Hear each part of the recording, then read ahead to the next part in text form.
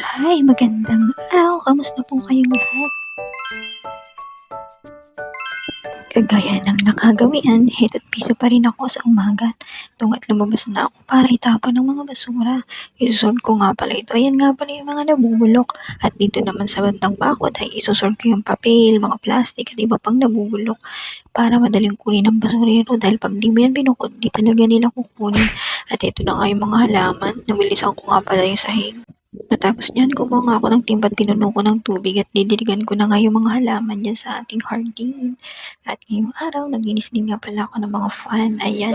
Once a week ko nga palang ginagawa itong paglilinis ng fan at nung nagutom naman na ako, ay eto nga, gumawa ako ng sandwich.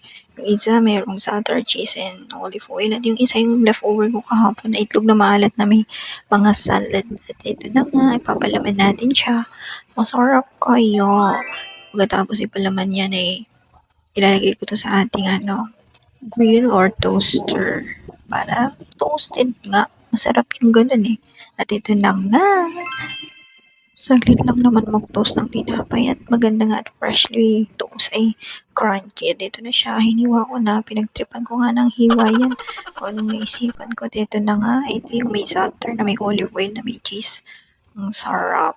Wala na kasi akong pambili ng kubos kaya tinatamad din akong maggawa, matrabaho kasi yun. Kaya ito na lang, sa ano lang tayo, sliced bread. At ito nga yung isa, yung may palamang pinagagawa ko hapon na red egg na merong salad na gulay. At ayan siya nung kinat ko. Pagtripan nga. At ito naman yung mga sangkap na gagamitin para sa ulam sa pananghalian. Magluluto nga pala kami ng binayabasang gulay. Na-vlog ko na to dati kaso may tusino yun. Ito ngayon wala.